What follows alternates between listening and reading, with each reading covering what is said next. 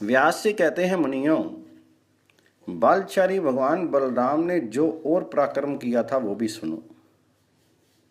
द्विद नाम से प्रसिद्ध एक महापरक्रमी वानर था जो देवद्रोही दैत्यपति नरकासुर का मित्र था। उसने देवताओं से वैर बांध लिया था। वे कहता था, श्री कृष्ण ने देवताओं के कहने से ही बलवान नरकासुर का वध किया है, अतः मैं समस्त देवताओं से इसका बदला लूंगा।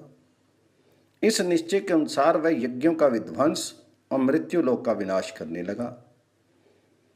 अज्ञान से मोहित होने के कारण उसने साधु पुरुषों की मर्यादा तोड़ डाली और देहधारी जीवों का संहार उसने आरंभ कर दिया। वह चंचल वानर देश, नगर और गांवों में आग लगाने लगा।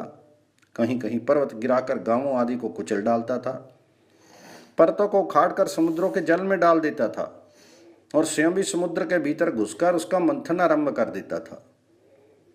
इससे क्षुब्ध होकर समुद्र अपनी सीमा लांघकर आगे बढ़ जाता और तट पर बसे हुए गांवों तथा नगरों को डुबो देता। वानर द्विद इच्छा अनुसार विशाल रूप धारण करके खेतों में लौटता, घूमता और खेती को कुचलकर नष्ट कर डालता था।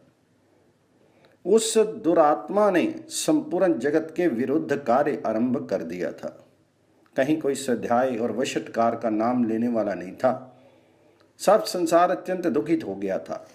एक दिन रैवत पर्वत के उद्यान में बलभद्र जी तथा महाभागा रेवती विहार कर रहे थे।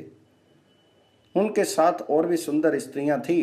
बलभद्र जी रमणियों के बीच में विराजमान थे और वे उनके सुयश का गान कर रही थी। इसी समय द्विद भी वहां पर आ पहुंचा और उनके सम्मुख खड़ा होकर उन्हीं की नकल करने लगा। वह दुष्ट वानर उन युवतियों की ओर देख देखकर जोर जोर से हंसने लगता। ये देखकर बलभद्र जी ने कुपित होकर उसे डांटा, किंतु उसके डांटने की परवाह न करके वह किलकारी मारने लगा। तब बलराम जी ने उठकर बड़े रोष के साथ मूसल हाथ में लिया।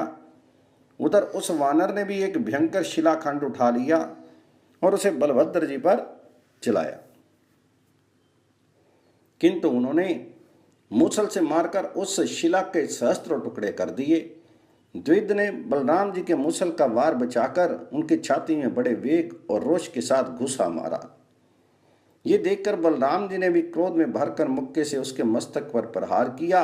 इससे वह रक्त वमन करता हुआ निर्जीव होकर पृथ्वी पर गिर पड़ा। गिरते समय उसके शीर के आघात से उस पर्वत शिखर के सैकड़ों टुकड़े हो गए, मानो उस पर वज्र गिरा हो। उस समय देवता बलराम जी के ऊपर फूलों की वर्षा तथा उनकी भूरी भूरी प्रशंसा करने लगे और बोले, वीर, आपने ये बड़ा अच्छा कार्य किया। ये दुष्ट वानर दैत्य पक्ष का सहायक था। इसने संपूर्ण जगत को संकट में डाल रखा था। सौभाग्य की बात है कि आज ये मारा गया। इस प्रकार इस पृथ्वी को धारण करने वाले परम बुद्धिमान बलराम जी के अनेक अद्भुत पराक्रम हैं, जिनकी कोई गणना नहीं हो सकती। इस तरह इस जगत का उपकार करने के लिए बलराम सहित भगवान श्री कृष्ण ने दैत्यों और दुष्ट राजाओं का वध किया। फिर अर्जुन के साथ मिलकर भगवान जी ने अनेक अक्षौणी सेनाओं का वध कराकर इस पृथ्वी का भार उतारा। इस प्रकार संपूर्ण दुष्ट राजाओं का संहार करके भूभार उतारने के पश्चात उन्होंने ब्राह्मणों के शाप को निमित्त बनाकर अपने कुल का भी संहार कर डाला। अंत में शंभु श्री कृष्ण द्वारकापुरी छोड़कर अपने अंशभूत बलराम आदि के साथ पुनः अपने आश्रयभूत परम धाम को चले गए।